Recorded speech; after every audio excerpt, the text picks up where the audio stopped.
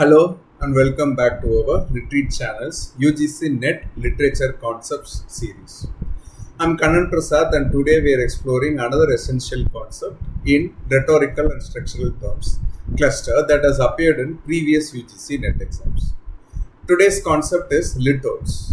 This concept appeared in the December 2021 question paper and falls under our rhetorical and structural terms cluster. Let's examine the term litotes.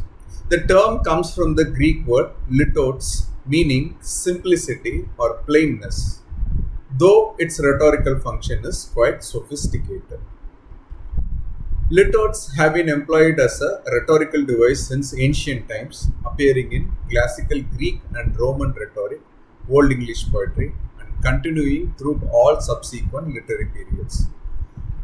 Early documented uses of litotes appear in ancient Greek texts, notably in Homer's epics.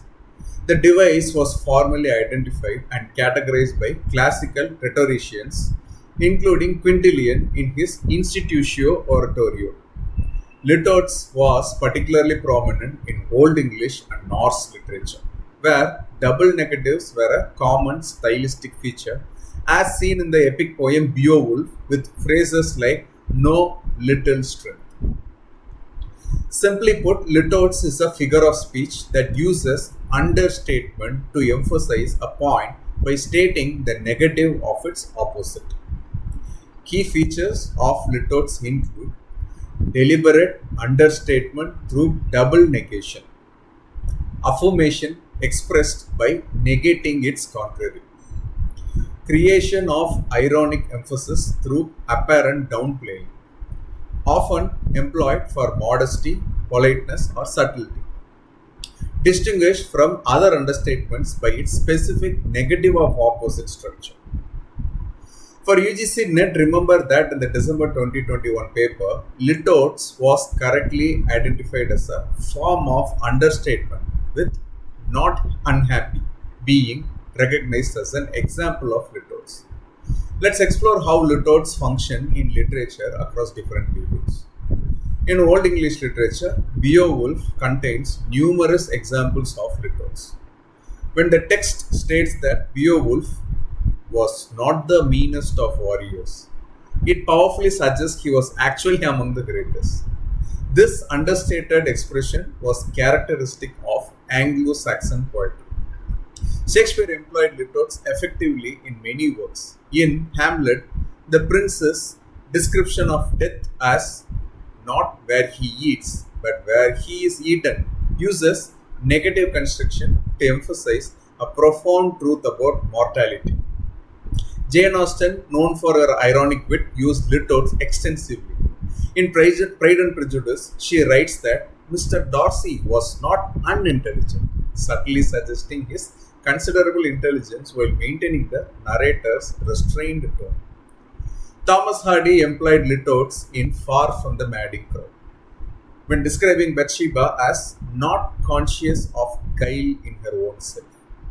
The negative construction creates a more nuanced impression than a direct statement would. In modern literature, Ernest Hemingway's sparse style often incorporates litotes.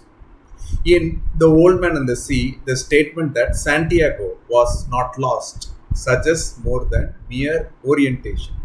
It implies spiritual and existential certainty. Contemporary examples abound in everyday speech: not bad, not unlike, not insignificant, and not the worst idea. These expressions create subtle emphasis through apparent understatement. Now let's test your understanding with a quick quiz. Which of these is an example of litotes? Option A, he ran incredibly fast. Option B, the solution is not impossible. Take a moment to think about it. You can pause the video if you want. And the answer is B, the solution is not impossible.